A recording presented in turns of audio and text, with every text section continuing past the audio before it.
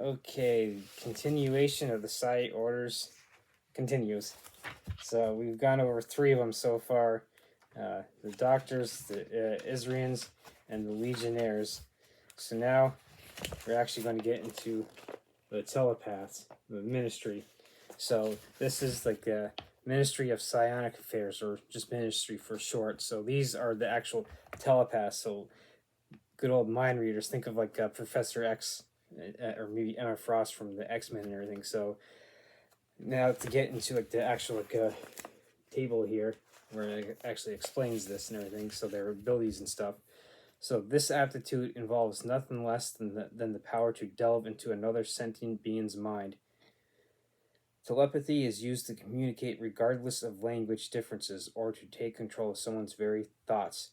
Noetic science lists this aptitude's effects on empathy, mind share, and psych bending modes. So noetic science is basically the study of like psionics and everything. So that's kind of like in a sense, a whole new scientific field that's in essence in just this game and everything. So with empathy, the psion can perceive and even control another person's emotions. Mind share, the effects of this mode allow for direct mind-to-mind contact that transcends all the forms of communication. Good old Vulcan mind meld, Star Trek reference. Psych bending, the psion can assume control of another person's thoughts and memories through a concerted force of will. And of course, the Eon Trinity mission parameters. Yours is the power to read others' thoughts. They cannot hide their deepest fantasies and darkest fears from your psionic probes. You discover the truths behind the spoken lies. You know the unknowable. You act as an investigator, separating the guilty from the innocent. You are ever vigilant for those who would act against us and against humanity as a whole. You are our ears, learning our enemies' plans and thwarting them before they are even carried it out. So basically, in like the Trinity universe, China is like the superpower that there is, because they, in a sense, were the ones that ended the Aberrant War in 2061. Then, like in the subsequent crash and like the Second Depression or whatever, they were able to reconfigure their economy based on platinum and basically like vault them back to like kind of like a at least like a somewhat normal stance of economic stability and everything. So ministry is based in China, and so like hence Asia. So we got the Legionnaires in Australia, the Escouplians in Europe, mainly Switzerland. Here we got the Telepaths in Asia, primarily China, and we got the Isrians up on the moon and everything. So we got the super soldiers, we got the doctors, we got the clairvoyants, and now we got the telepaths.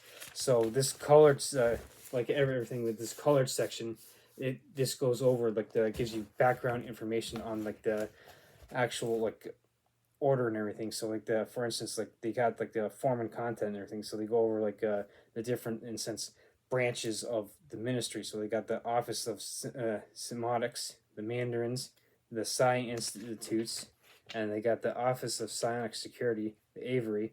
And of course, they also got like a diplomacy and translation and stuff like that. So that's how this first part, this whole first color section does, is give you pretty much the whole background on information, the history that we've gone through, like the other Psi Wars plus this one, and plus it gives you like the kind of like a lay of the land with in regards to like each like not only like continent, because like as a like for instance here you can see like a map of like North America, and of course you can kind of see that the Florida is pretty much gone or whatever. So it gives you like the current state of each continent. Plus, it also gives you background information on like actual planets and everything. So like we get see here Jupiter. So that's what this color section is all about. And like this non-colored section basically deals like yeah, this book is old and it's falling apart. This black and white section in the core rulebook here gives you like, in a sense, like the information you need to do like a character creation, like the abilities, like the attributes, abilities, like the psi powers. Plus, like it gives you like all the information you need for like combat, weapons, equipment, and stuff like that. So like the other ones, I'll go over the powers for this the telepaths. So just like the other, like first I'll mention like here you can actually see the sign and everything that like I mentioned like before. That's actually personality traits for willpower and stuff. But like here you can see the table for the actual sign. Like things are like rated like 1 to 10, and of course most of the scions usually start off with like a 4 or 5 in psi, and like non-scions pretty much have like a 1. So I mean, you could have technically a scion with like 2 psi, but that's kind of rare. So most usually start off, like I said, 4 or 5, and like going to like a reference for all these. I'm going to be referencing the table here of all the powers and everything, and so. Again, these dots are rated on dots 1 to 5, just like your attributes and abilities. So, like with telepathy, you got the basic technique of mind scan, and for empathy, you got the 5 abilities going 1 to 5: sense, emotion, exacerbate, emotional Achilles, the muse, and mind bomb. For mind share, you got the babble effect, mind speak, pilfer, brain jack, and network. And for psych bending, we got will finder, will control, mind shield, mind warp, and shag's folly. So like I'll go over like the basic techniques. So turn to page 221 for the abilities. Do 221. All right, here we go. So basic technique is mind scan. This basic technique is the stepping stone to much greater capabilities. The scion tunes his mind to discover a specific individual's psionic resonance. This doesn't allow the telepath to gauge his target's exact location or distance. At best, it conveys a sense of over there, short distance. However, mind scan does give the psion a mental connection to the subject through which he may use more significant psi powers.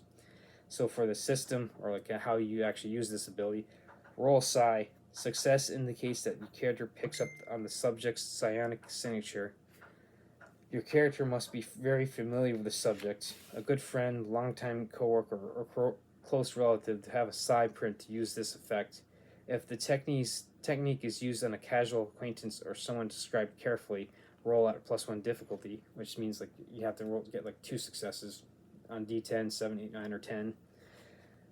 An individual glimpse briefly or a telepath working off a name alone incurs a +2 or greater difficulty, so like 3 successes. So as you can see, as like less and less information you get, the more harder it gets, and so like you want and why you kind of want like your like abilities, like your psi ability to kind of be up there, like beyond like a 4 or 5, because you get more dice to roll to be able to get those successes. So back to like the description. Mind scan stays active for as long as your character concentrates, but imposes a +1 difficulty to all other actions performed due to the degree of focus required. Sense and range equals 100 meters times your character's psi score. So, like for instance, if you've had a psi score of 5, it'd be like 100 meters times 5, which is 500. This distance increases by another 100 meters for each extra success rolled. So, for instance, that +2 difficulty, if you had you had to maybe get like 3, and then you end up having like 4 successes, you'd end up getting like an extra 100 meters on that. So once mind scanned is used to discover a subject, your character gets at most a general idea of her location. With 3 or more successes, your character can confirm if a target is in a specific location. She isn't in her flat if you're or apartment for those of us here in America. If your character uses mind scan to locate a subject, it doesn't matter if the target is in his line of sight. The telepath may also use the other powers through the mind scan connection, as long as they aren't normally blocked by distance or physical barriers. It's like, and you can kind of see like again into that description on how subsequent abilities that you're getting through like the 3 modes will work. And of course, again, like when you're doing character creation, what you can do is like you take 1 dot, you get in a sense like 3 dots or whatever to like start off. I'll go back to character creation real quick to verify. So yeah, in step 4 you select advantages. So you basically choose your backgrounds, and then you choose your modes. So you get 3 points. And so like always, like the other ones, you can do like I did with the character that I played. You start off in like with 1 mode and 1 dot in each mode, or like for instance, like you could have like in here, in essence, in here you could have like in a sense emotion, the babble effect, and will finder, 1 across the board. or you could do like 3 in like a sense in essence you could do 3 in empathy, like you get sense emotion, exacerbate, and emotion Achilles. Or you could do 2 in 1, so like you could do 2 in mind share, get the babble effect and mind speak, and 1 in psych and get in will finder.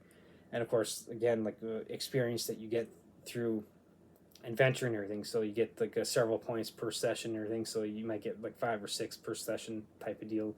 You then use that to increase your abilities, and of course character creation goes over that. So now with like we can kind of see now the kind of like the party coming together and everything. So think of like your doctors and your like legionnaires as kind of like your combat guys that like I said, like the legionnaires are pretty much like your barbarians, like your doctors are your like clerics. Your an Israeli character would be someone maybe like a sorcerer, like or like if you do introduce psionics into a D&D campaign, that would kind of be like that. Someone who can or like your mystic, or like also like your sorcerer that can sense the future and stuff.